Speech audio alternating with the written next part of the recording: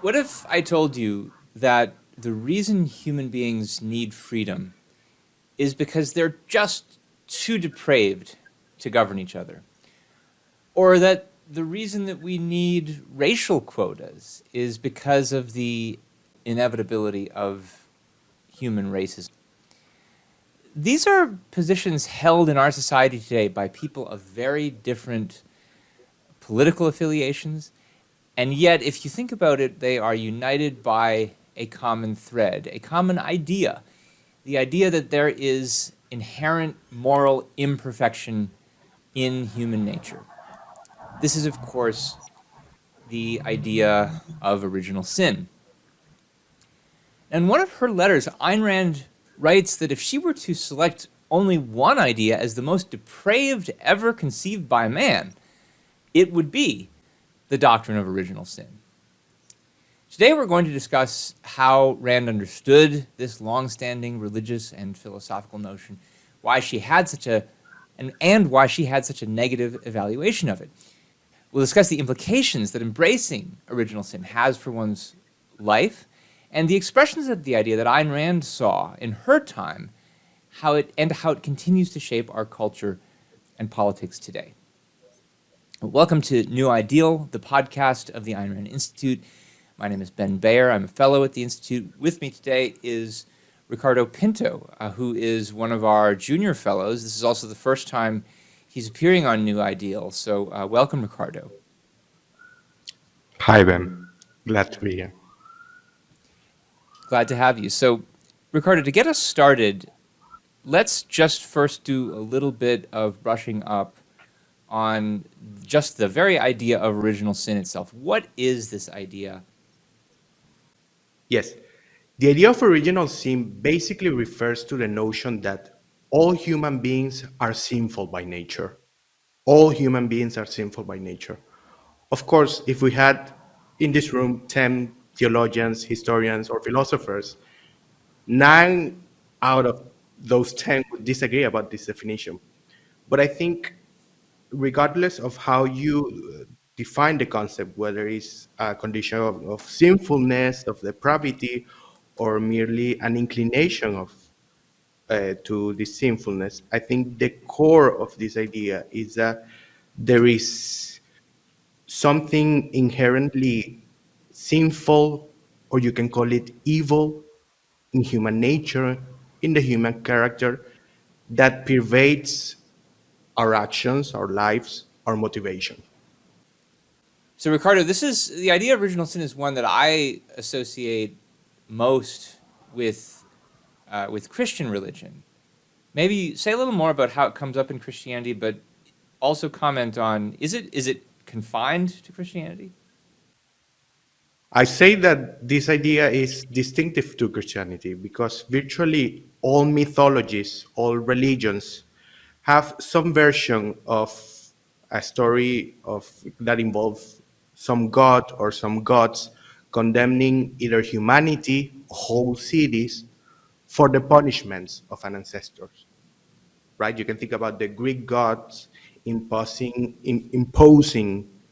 a punishment to a city for that involves something like making offerings or making sacrifices to the altar, etc. What I think what is relevant to these stories is that they are typically not an issue of justice. They are not presented as a just punishment from the gods, but it's typically an exertion of their power. They're typically arbitrary. They're making this punishment because not because humanity did something necessarily wrong, but it did something wrong to them. And perhaps what's more important to original sin is that these punishments in other mythologies, in these punishments, the individual is subject but not morally responsible of the sin. And I think original sin, the claim of original sin is a different one. On the one hand, it is an issue of justice. The fact that we're fallen and that our nature is somehow corrupted, it's a direct expression of God's justice, of God's love, of God's mercy. And second, you are individually, morally accountable for the sins of your forebear. Of course, they have some ways where they try to explain this, but I think that's what makes original sin a distinctive Christian doctrine. I think you're right that of the major religions, it's obviously Christianity that stresses this idea most distinctively.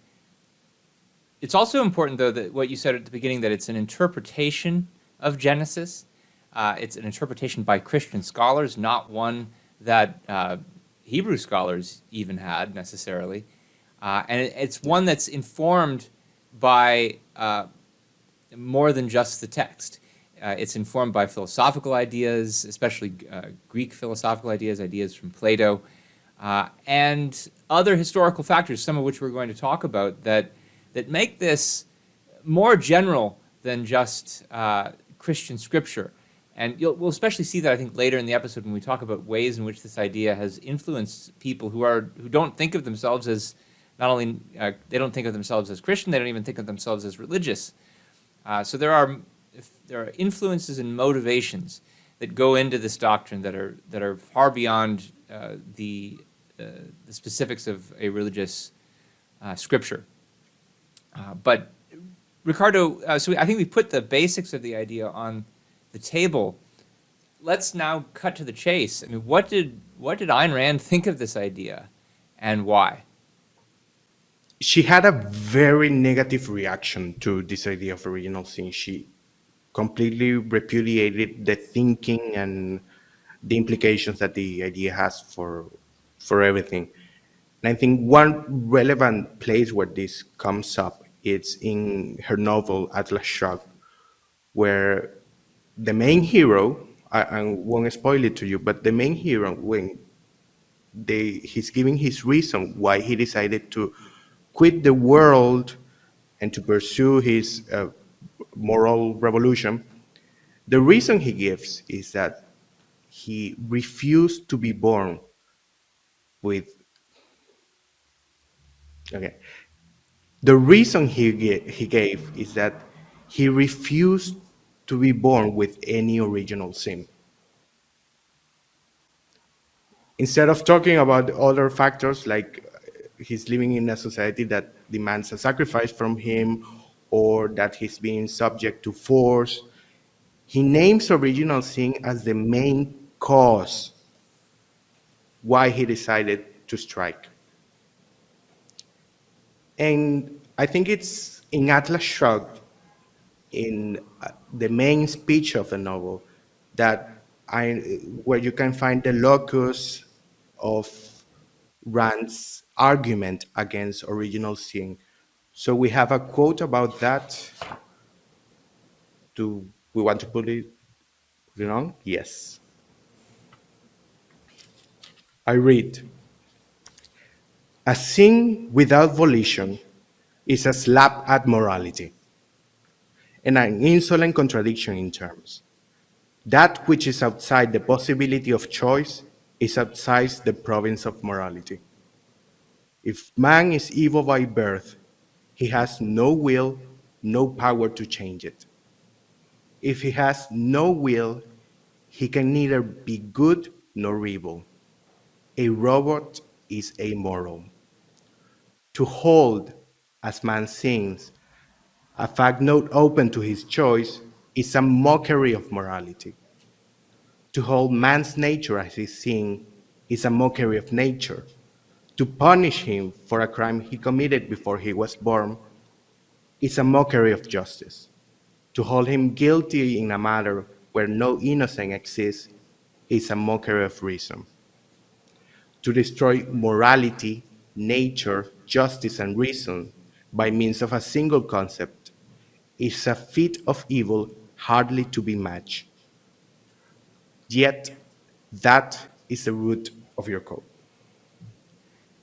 And this takes us, I think, So some distance in understanding that that line that I quoted from her letter at the top of how if she had to pick a single idea that was the most depraved, it would be this one. But let's uh, let's understand more of her reasons for the various repudiations she just mentioned.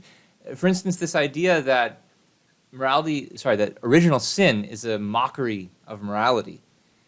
Can you say more about why she thinks that? yeah, that's interesting because her claim is not solely that original sin imposes an irrational moral demand on human beings, on people, but that it reverts, it destroys the very concept of morality. And I think what you see here is that in her conception, morality, if it is to be meaningful, applies only to an individual's own choices. It applies only to what it's in his power to discern, to judge, to decide. But if you're putting sin or an inclination of evil as a feature of his character, then at best that would represent a natural fact about man, not subject to judgment, but not a moral quality, not a moral issue that he should be condemned for. I think you can see more evidence of why this doctrine amounts to a negation of morality uh, from the way that it's used. I mean, so I think what you've just explained is why it negates the very concept of morality at its root, because morality is about guiding choices. If you're saying you're evil about something you didn't even choose, it's just an incoherent idea. But notice, for instance, how this gets used in the hands, for instance, of anybody who ever says nobody's perfect whenever they do something wrong. They're in effect saying, yeah, it was wrong, but nobody's perfect. You can't expect me to do the right thing. Well, isn't the right thing exactly what you should expect people to do? And one particularly galling example of this is in Catholicism, where everyone's expected to go to regular confession, and you're expected to come with sins. You're expected to tell the priest what you did wrong. And if you come and you say, I haven't had any sins, especially if it's your first time when you've presumably built up a lot of them, they'll tell you that's the sin of pride, to think that you haven't been a sinner.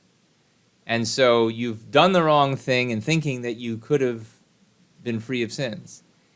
And the mistake there is failing to recognize the fact of original sin. And Catholics will even, somewhat cynically, I'm sure, make use of this by doing things that, according to their code, are wrong, doing it knowing that it's wrong according to their code, and then kind of rationalizing to themselves, well, nobody's perfect. I'll just confess later. It would be a sin. It would be the sin of pride if I didn't have anything to confess anyway. And I think that that's probably acknowledged as a cynical use of it by the church. But then it's interesting also how the church itself, in effect, uses something like that excuse itself, or did use it when they were trying to make sense of the Catholic sex abuse crisis. It's, well, priests are human beings too. All human beings are sinners. And they didn't say you can't blame us, because they know that that would sound absurd. But look through the commentary on this, and you will find constant reference to the fact, in effect, nobody's perfect. And I think we'll have more to say about the kind of psychological function of the doctrine later in connection with that. But there's so much here to say about how it's a real negation of just the very idea of morality. As no, morality is what you expect people to do, and there isn't this kind of get out of hell free card. Of course, it's not supposed to be that either, because they say in effect some people are doomed to go to hell. But Ricardo, it's so absurd on face to say that people should be judged or evaluated by some sin they can't help but make, or by some sin that some ancestor of theirs committed, that the advocates of this idea have to work overtime to make sense of it and to try to explain the worst aspects of the absurdity away. What are some of the ways they do this? Yeah, that's interesting, because one of the issues that theologians and the church as a whole had to contend with is they needed to make sense of this doctrine. They needed to make sense of how this mechanism was transmitted to humanity and was applicable to us, to the men who live now today. So you have these attempts to make sense of how Adam's sin applies to today. So, for example, there is this theory that is usually called federalism, and the idea is basically that Adam was the federal head of humanity. He was the representative of humanity. And therefore, the sin he committed in the name of humanity. And that's why we can be held accountable to his crime. Another attempt to try to rationalize this original sin is the view that yes, Adam was neither your representative, not you were neither you wearing him. But if you were in his position, you would have committed the same crime. Therefore, you can be held accountable and guilty of original sin. But let me know your thoughts on this. But I don't see this as convincing explanations of a supposed original crime that we're accountable to. They all fail to explain rationally why we should be viewed as sinful or as descendants of Adam or as accountable for his sins. And Rand says something very interesting. This is in her letters in this regard. She writes that at one point that man cannot be held guilty by potentiality, but only by the choices he makes. And she adds, if the whole of the human race, except one, chooses evil, this cannot make the one guilty too. Do you want to say more about this? What does she mean specifically about this idea of potentiality when it comes to the evil one may or may not do? I assume the reason that you brought that up is because if it's a very good response to the idea that you're somehow guilty of original sin if you would have done what he did in that situation. Because the point remains, well, maybe I could have done it, maybe I even would have done it, but I didn't do it. And there's a difference between what you have the potential to do and what you actually did. And this distinction between the potential and the actual is one that, originally comes from Aristotle, one that Rand makes a great use of in her critique, for instance, of the religious case against abortion rights, because they will run potential and actual humanity together in saying that the embryo or the fetus has rights. So their running of those two very importantly different concepts together is just one of the many metaphysical errors that are at the heart of this position. But there's another one, and especially I think that you see in the presumption of what about what people would have done even in different circumstances. There's the kind of confidence and certainty that they have about what people would do or that what people will do goes to the issue of free will versus determinism. And I know you wanted to say more about that. That's the core of her critique, in fact. That original sin implies a total rejection of free will, which she sees as fundamental to morality. And this is pretty clear in the most extreme, consistent cases. For example, in Calvinism, there is this theory of total depravity, where they say that human beings are completely incapable of doing the good and of loving God, and they are completely dependent on grace. But not all Christian denominations accept this, because the problem that they face is that, on the one hand, they need to have some conception of freedom.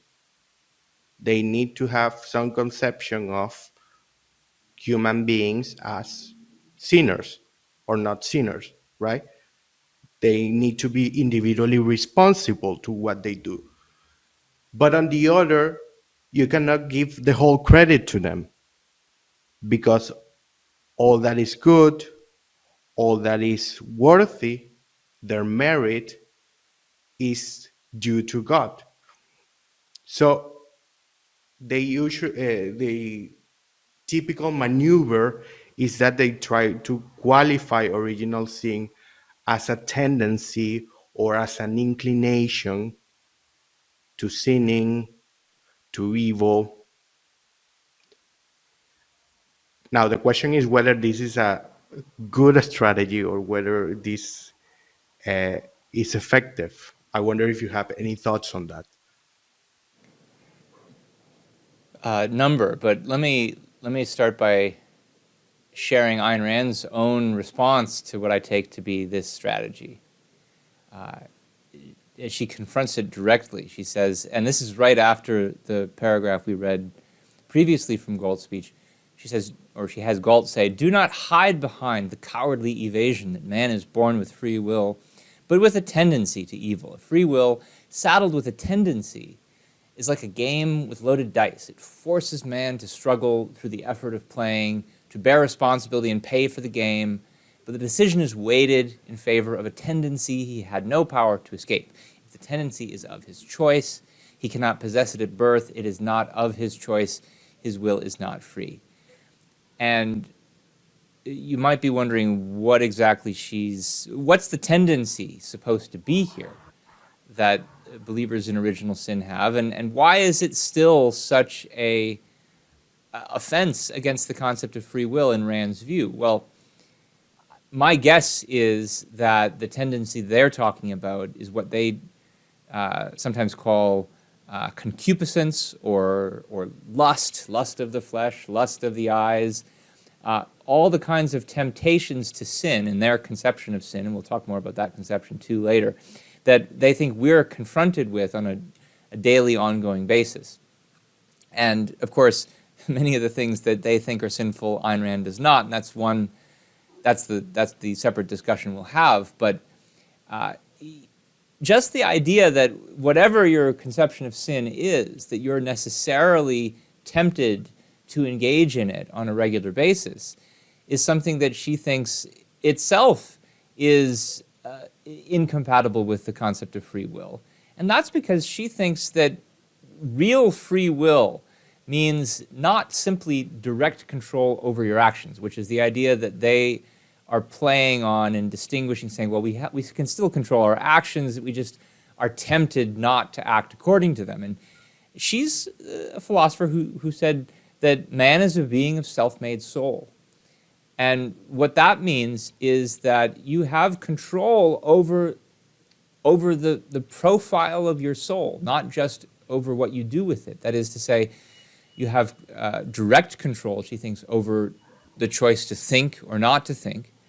But as a result of the choices to think or not to think that we make over the course of our lives, we have indirect control over the content of our beliefs, over the values that we choose, the feelings that we feel in response to the way our world treats the objects of our values, and consequently over the content of our character. That's what she refers to as our soul, is the sum total of our beliefs and values and feelings.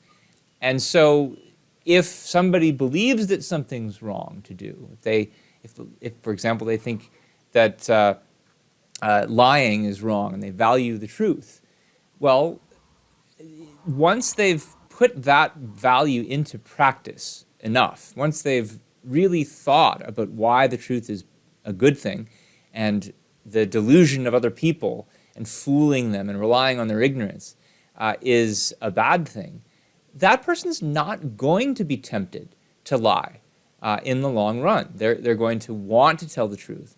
They're going to want to appeal to the best in people and value their knowledge and not value their ignorance. And they're not even going to be tempted. Now, it's not always the kind of thing you can just snap your fingers and change your feelings in the short term, but you do have control over it. And so the idea that you're just inevitably weighted down by this tendency to be tempted to lie, she thinks, is itself an expression of the negation of free will. And so that's why I think she's still calling it a kind of evasion. One other thing I should say about what you said, Ricardo, because what you said is important, that there are differences in the way the different denominations think about this idea of free will. Some of them are more or less overt in their negation of it. But you mentioned the Calvinist doctrine of total depravity, and it's worth pointing out that Calvinist view and the broader Protestant Lutheran view that comes out of the Reformation, it happens for a reason. It happens because the Reformation Christians, in effect, are looking at the Renaissance Church, and they're looking at people who have rediscovered humanist ideals of human perfection and who are trying to perfect themselves more in the Renaissance. A symbol of this is the controversy over indulgences, where people think by building beautiful churches they can gain some kind of favor with God in heaven and thereby buy their way into the afterlife. And Luther and others in this period say, you don't have that kind of control over your salvation. To think that you can perfect yourself, to think that you can earn merit in God's eyes, that's the sin of pride. And so what we need to do basically is, in effect, go back to Augustine. And Luther was an Augustinian friar, so it's not an accident that he basically takes Augustine's idea of original sin, puts it right back at the center of, at this point, Protestant Christianity, and says, no, you don't control your virtue or your salvation. Only God does. You don't have free will. And that's what leads to the doctrine of predestinationism, which is the most explicit and consistent denial of free will that you saw not even quite as explicit in Augustine himself, because Augustine himself tries to give a watered-down definition of freedom that nominally reconciles it with original sin, but not really.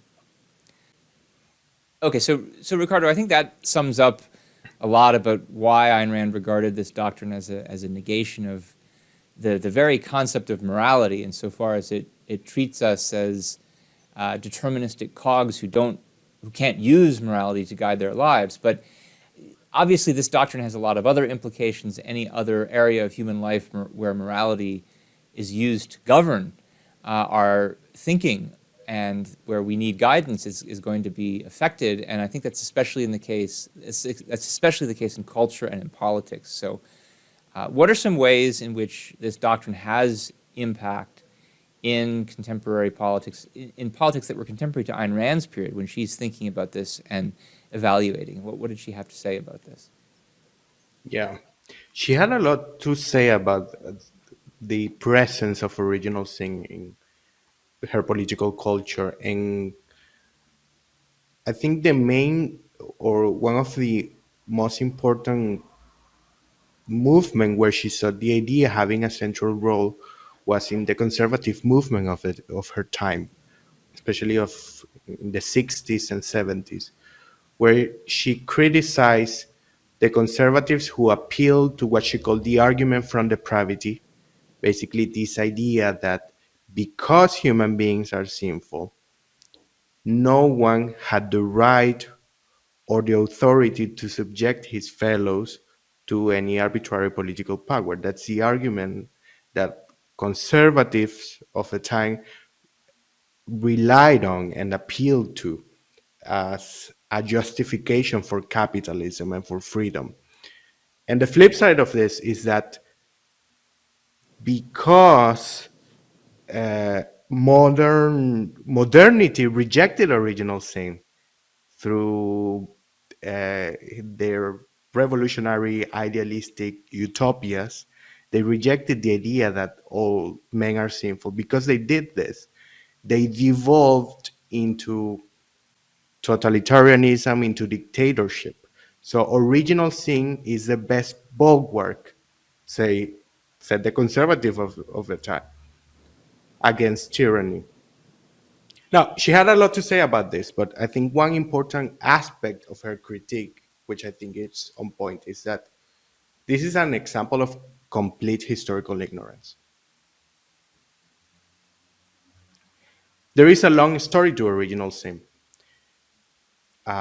especially in modernity, from the period you were just talking about, the Renaissance on. And if there is something, one idea that unites virtually all the Enlightenment thinkers, is the rejection of original sin.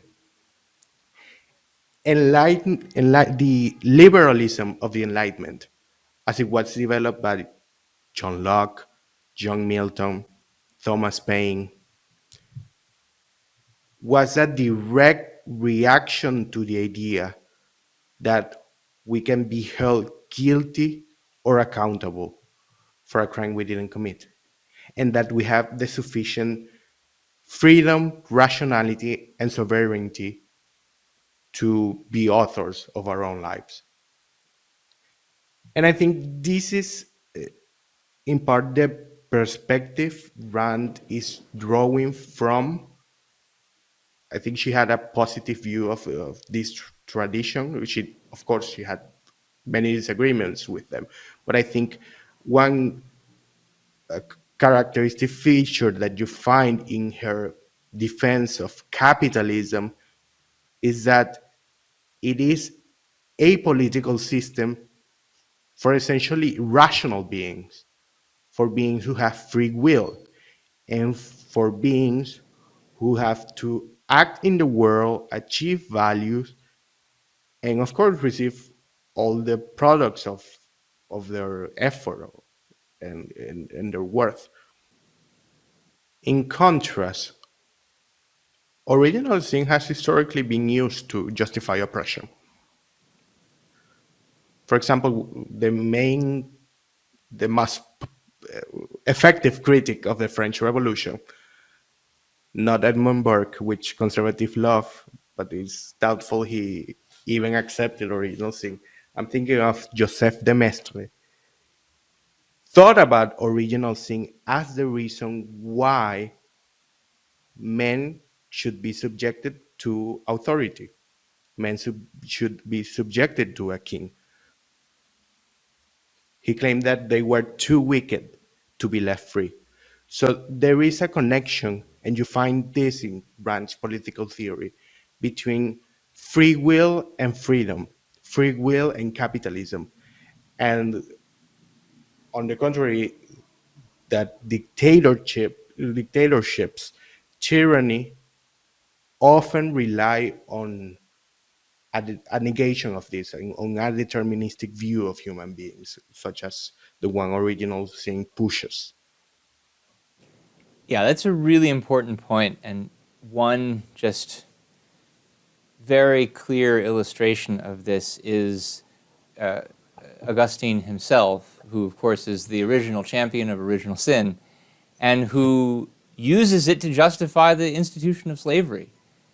Famously in the City of God, he says it is better to be a slave to man than to be a slave to sin. And even though he doesn't really like slavery, he still thinks that it's necessary as a way of dealing with our sinful nature, and the sinful ones are the ones who are then punished as the most sinful ones, because we're all sinners.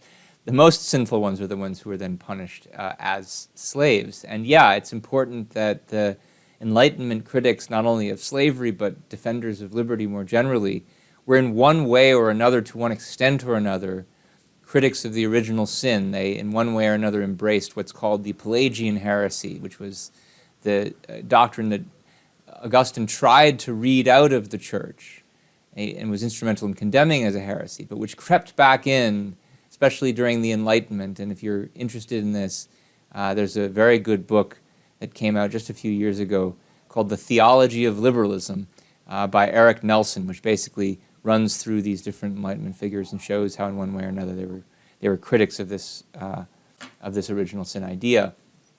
Of course, so you're describing this in the context of the conservative argument for freedom from depravity, the idea that people are too sinful to govern each other, and that's why we need freedom. You mentioned, of course, yeah, well, doesn't that also make us too sinful to be left free? And the interesting thing is, if you look at the more modern conservatives today, I think they've realized this. More and more of them are giving up on this argument for freedom from depravity and are coming to embrace the argument for statism and for government control from depravity. I think that's very much at the heart of what the new national conservative movement is doing, and sometimes they're quite explicit about why they think it depends on original sin. And to further point to the fact that this is not just this doctrine doesn't only influence people who think of themselves as religious or think of themselves as Christian. There's also evidence that it is operative, if not explicitly, on the other side of the political spectrum, on the left. And Ricardo, where do we see this on the left, and where do we see Ayn Rand critiquing it on the left? She comments on this issue in many places, but I think her main article here, her main essay, is Moral Inflation in the Ayn Rand letter, where she comments about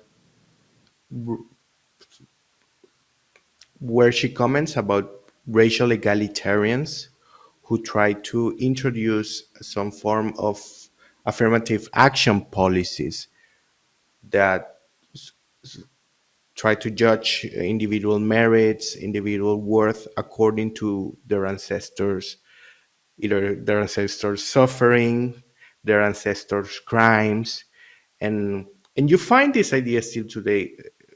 Think about the way people use the phrase "America's original sin," right? And it Like the has all the 1619 elements. Project says this Yeah, explicitly. exactly. It has all the elements of that we see in the Christian doctrine, of course, with difference. But there is a primal evil, which is slavery. There is a means of transmission, social institutions, institutionalized racism, and the view that the individual, that human beings are helpless to this, that regardless of their best efforts, their best character, they will internalize some version of this thing, of this social crime. And this is an idea that she, especially in the 70s, she saw taking hold onto the American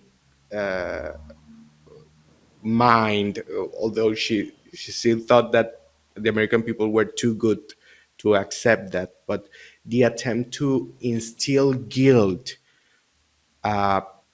through the notion that you are the product of an essentially evil, vicious system that you can do nothing about.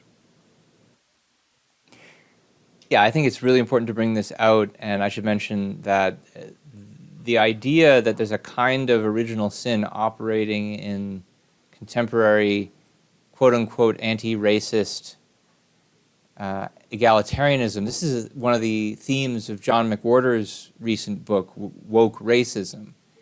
And I mean, he cites it along a number of other dimensions of the movement that give evidence that it's a new form of religion.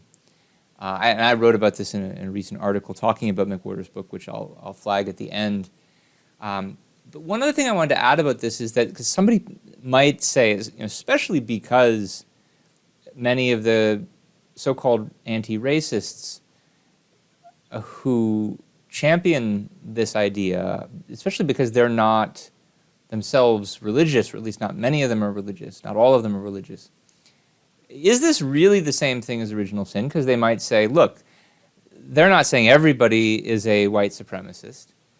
They're only saying that all white people are white supremacists in spite of their intentions, because of the fact that they are complicit in a structure of systemic racism that's benefited them and their ancestors over the years. They're not saying that members of minority groups are the same kind of sinner. And that's true. So it's not universal to the human race. That particular characteristic is not universal to the human race. But there is something that they think is, and this is important to bring out, because it's still the case in this worldview that everyone, regardless of their ethnic affiliation, is nonetheless a victim of the fact that they cannot see beyond their membership in that race. Everyone is seeing the world through race-colored glasses. You can't escape that. You can't, if you're a black person, you can't help but see the world as a black person. If you're a white person, you can't help but see the world as a white person, and all of the different preferences and ideologies and biases that is supposed to bring with it, because of the nature of the systemic, the nature of systemic racism and the nature of various social constructions that have been imposed on us. And so it may not be that everyone is a white supremacist or any kind of supremacist, but everyone is still a racist, if we take that term literally to mean somebody who sees the world through racial lenses. And that's in spite of or despite any choices they might make to the contrary. Someone might practice very objective thinking. They might think that they see and judge people for their choices and their character, and not for their membership in some ethnic group. But the contemporary egalitarian view is, no matter, despite your best efforts, you're inevitably biased one way or the other. And so it amounts to kind of epistemological original sin, that you can't help but you cannot break out of these racial ethnic glasses that you're looking at the world through. And I think that is still very much in the same vein, and at the end of the day, very influenced still by some of those old religious ideas. It's important, and I bring this out in my article, that they still see pride as a sin, and what they're doing in effect is demanding humility, that people shouldn't and can't have intellectual pride in their own judgment and their own conclusions about the world. And that's why they need to recognize their nature as sinners, epistemological sinners, and be humble and in effect bow before the doctrine of racial egalitarianism that they propose.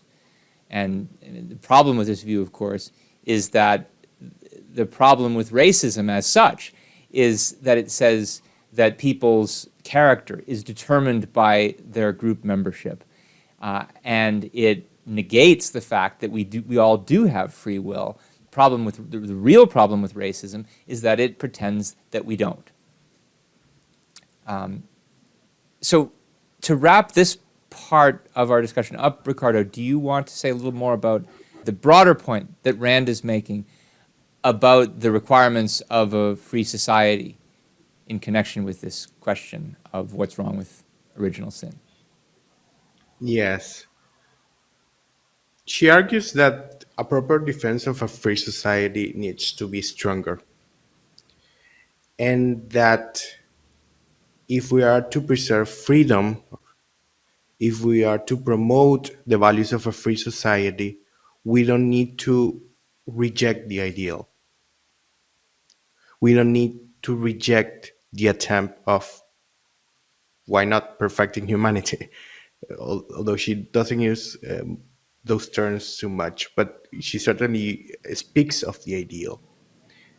And that's what she saw, especially when in her critique of the conservatives, that in claiming that the totalitarians held some notion of perfectibility, some notion of the ideal on their side, but that human nature was too wicked, they were devaluing the ideal, and they were conceding reason and logic to their side.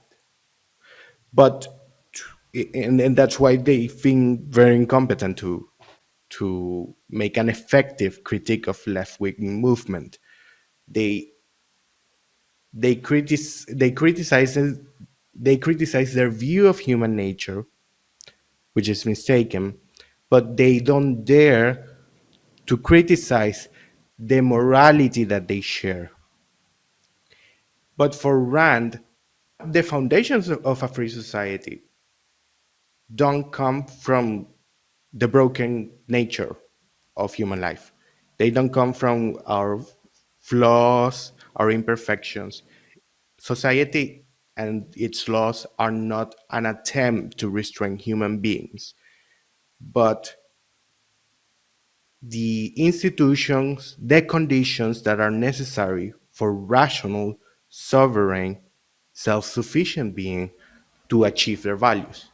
She has a positive conception of political freedom that involves a vision of human beings, of beings of self made soul, of being who can build their characters, build their life, their careers and ambitions, and society is but an aspect, an element, the institutions that will protect his freedom to do that, but they are not a restraint. So good. I think that tells us more about where Rand's rejection of original sin is coming from, her whole very different conception of human nature. What are the alternative views of human nature that this doctrine is rooted in, the philosophical premises that motivate it in the first place? That's interesting. So I think one principle at work here is a certain view of the relationship, the mind of the body and the body. And I think that the doctrine of original sin relies on the idea that there is a disconnection between your reason and your emotions, or your will and your action. And I think that a good example of this is found in Augustine in his Confessions. You see a broken man, a man who cannot control his sexual desires, a man who can not, that despite of his best knowledge, he's not in charge of what he ends up doing, what he ends up choosing. He can claim to love something, but he cannot make himself delight on it. And he needs grace. In this view, you need grace, you need the aid of God to make yourself delight on that something. And I think original sin in all its versions cash in on this idea that there is a disconnection, a fundamental break in yourself between your mind and your body and your desires. Yeah, I think that's important. And the it's funny because if you read enough Augustine, you eventually get to places in the City of God, for instance, where he tries to argue that he doesn't have this basic antipathy to the body that you'd think he has when he has made such a big deal about how sinful it is and how lustful it is and how you can't control it. And his rationale is, well, the body was created by God, so it must be good. So he's got this nominal claim to value the body. But when you dig just a little deeper than that, you realize this is not much of an excuse, because one of the things he says is that the reason that we have all the terrible lust for sex and domination that we have today is because of Adam's sin. So it's something still that's in the nature of our body as we have it today. It's just that we're being punished for Adam's sin, which if Adam hadn't made that sin, if he hadn't eaten the apple, chosen knowledge from the tree of good and evil, then the body would have been perfect. It would have suffered no lust. We would have been able to sexually procreate without having any lust. We would just will to elevate our sexual members just by snapping our finger. It's of course completely bizarre, but he still thinks that the body in its current condition, because of that choice, is corrupted. And here, of course, he's influenced probably very heavily by I think 14 years he spent as a member of the Manichaean cult before his conversion to Christianity, which has this really dichotomous view of reality. There's the forces of darkness and the forces of light, and some people are more dominated by one or the other, and the ones who are dominated by darkness are dominated by their bodies. The ones who are dominated by light are the ones who are the elect, who are free from the urges of their body. So this mind-body dualism is very deep. But one of the things that point I made about how the corruption of the body is our punishment for Adam's sin, one of the things that brings out is another aspect of Augustine's thought where he thinks the corruption really comes from. Because what's the real nature of Adam's sin, according to Augustine, Ricardo? Intellectual pride. Why is that? Right. I thought it was just That's he wanted when to eat the tasty apple. Right. Yeah, that's when I have question about whether its original sin is motivated by a disdain of the body or of the physical, because I think the issue is broader. As I understand it, is a disdain of anything that makes us human, which includes, of course, our bodily capacities, particularly sexual desire, but chiefly our capacity to reason, our capacity of judgment, of making choices for themselves and being emancipated from God eventually. So I think that's a very revealing identification on his part, that it's intellectual pride precisely what dooms humanity, and Adam, of course. And Adam's pride is here. It's really, the symbolism is important, right? Because it's not just any old apple that he wants to eat. It's fruit from the tree of knowledge of good and evil, and he wants to know the difference between right and wrong, and in that respect be like a god.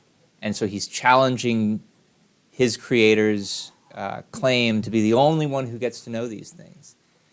And that's an act of intellectual pride. And Augustine was quite consistent about this. He didn't only condemn this act of intellectual pride. Throughout his works, he talks about lust of the eyes, of wanting to know the truths of the world. And here he's drawing from St. Paul, who was out against the wisdom of the world. And so the whole Greek philosophical tradition, the Greeks who thought that they could figure out codes of values for themselves and figure out how to pursue their own happiness and perfect themselves with this knowledge. He accuses them of the sin of intellectual pride. And so that's definitely at the heart of this doctrine. And there's one more thing, especially since we're talking about codes of values, and the codes of values that the Greeks wanted to formulate were ones oriented toward the pursuit of their own happiness. They weren't elevating the virtue of humility as the most important moral virtue, as Augustine does. And I think that's an expression of a very different orientation toward morality that the original sin view has. We've been hinting at this by saying their conception of what a sin is certainly not Ayn Rand's conception. So say more here, Ricardo.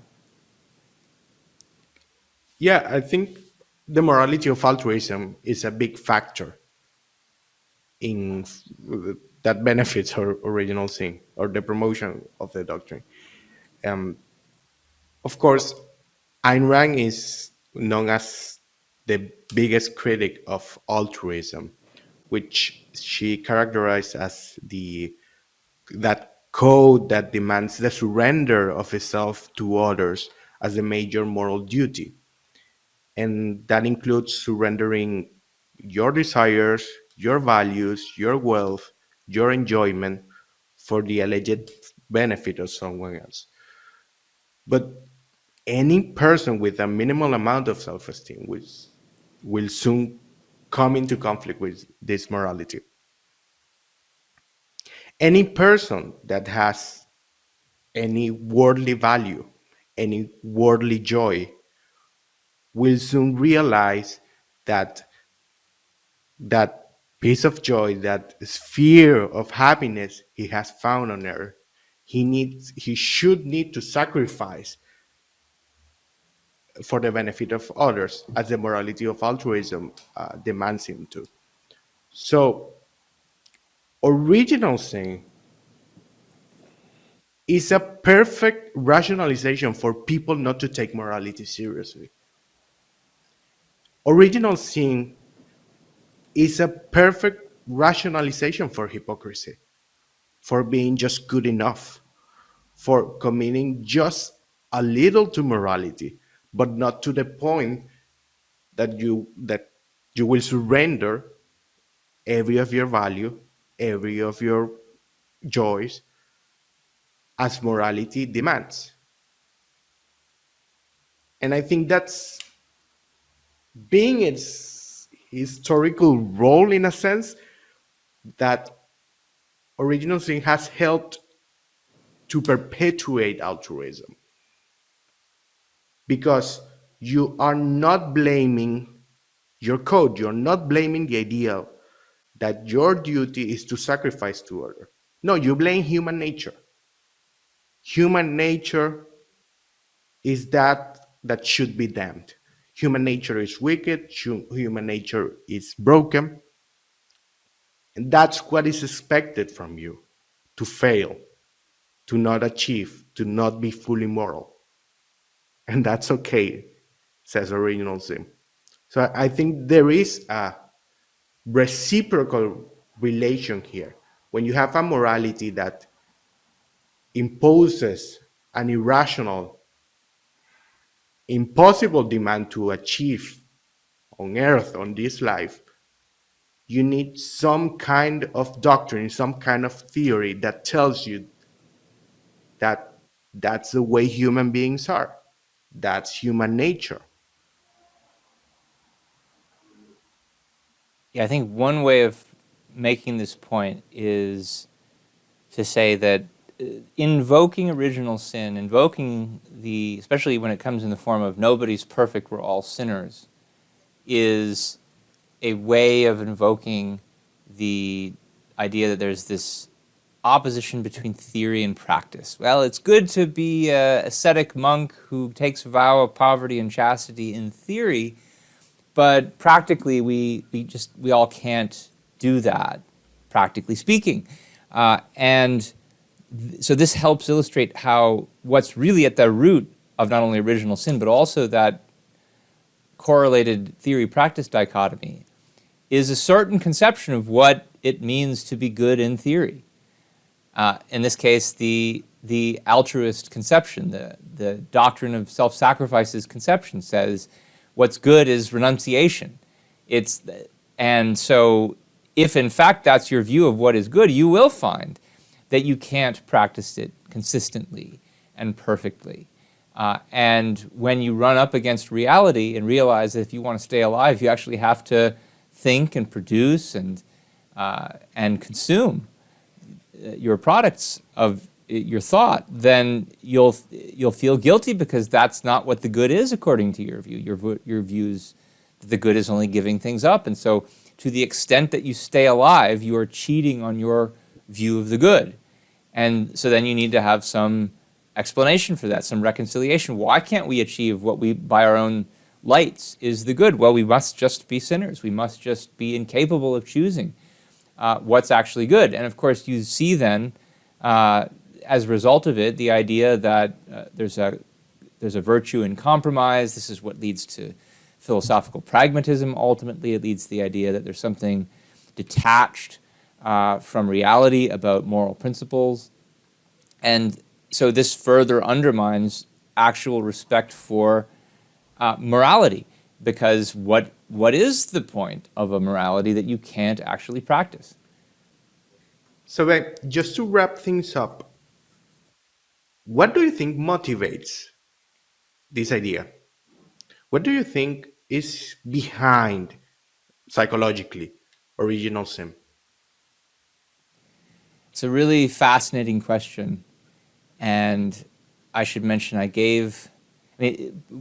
thing that motivates it is all of the things that motivate the doctrines that we just talked about. So what motivates the morality of altruism, what motivates the mind-body dichotomy. And I gave a whole lecture last year on the psychology of altruism. It was called Ayn Rand's Genealogy of Altruism, where I talk about a lot of this. And I think that at the end of the day, it's motivated by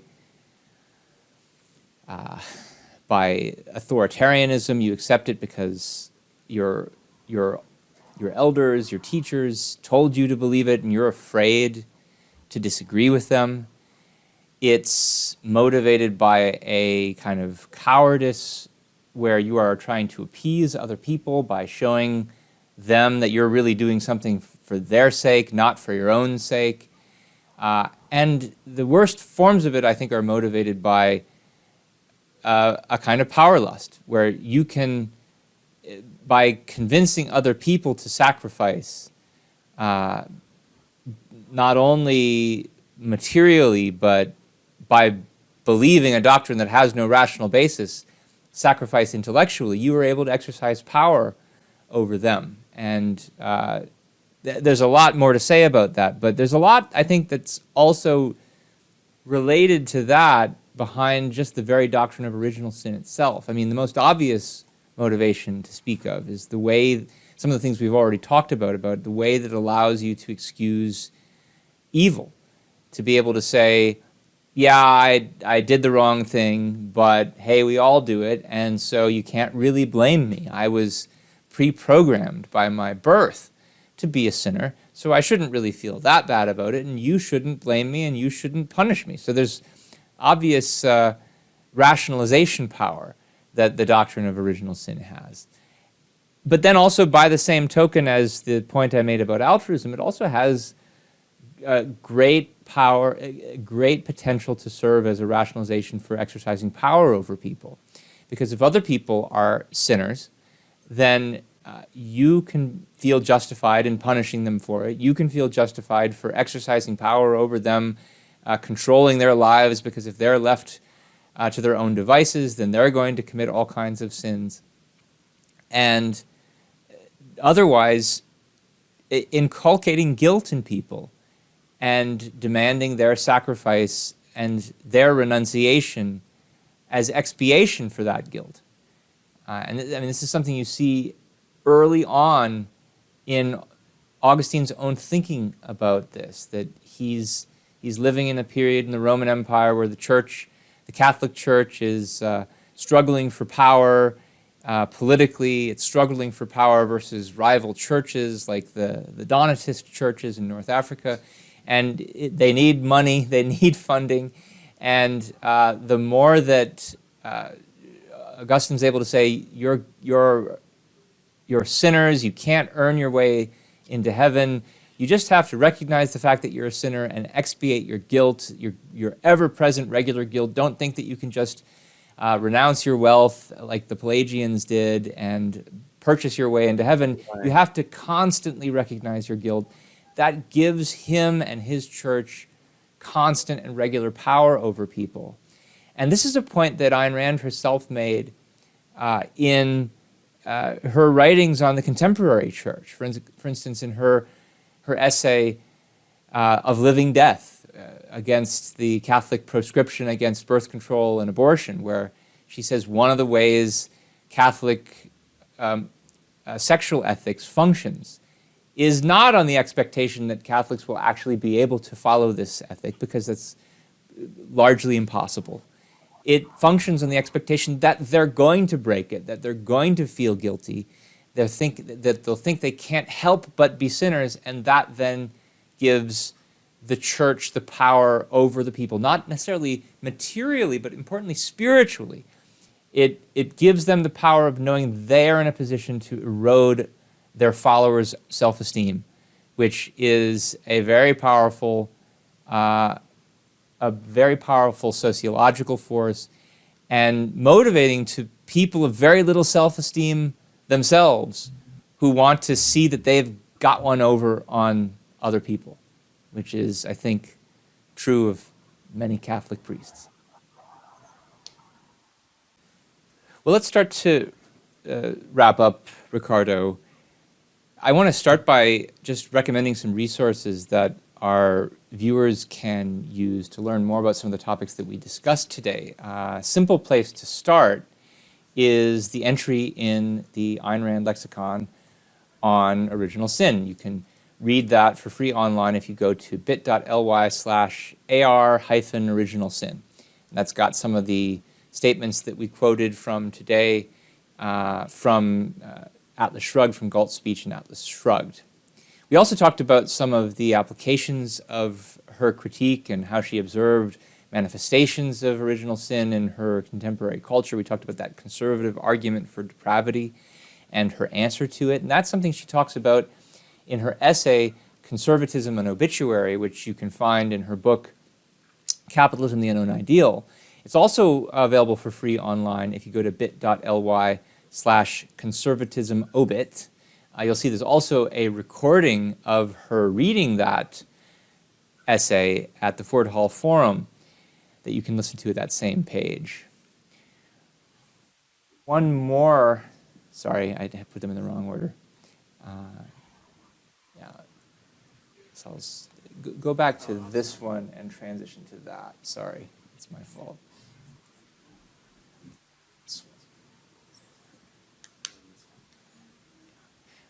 One more Ayn Rand resource is the essay Moral Inflation, which Ricardo mentioned, where she talks about the way in which contemporary racial egalitarianism, the left-wing movements, are manifestations of a kind of secular version of the idea of original sin. Now, this one was originally published in the Ayn Rand Letter in 1974. It's not available online, but we did release it in a previous newsletter for our donors. So if you go to aynrand.org/donate and become an ARI member, we can send you a copy of this very insightful essay.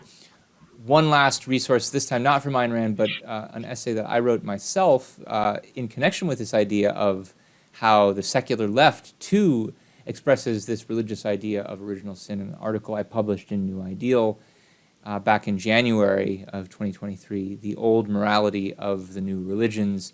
You can find that if you go to bit.ly/old-morality.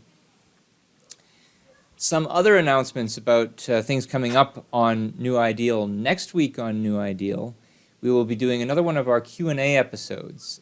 We've started doing these topically, and the topic of this Q&A episode will be ethics and the objectivist virtues.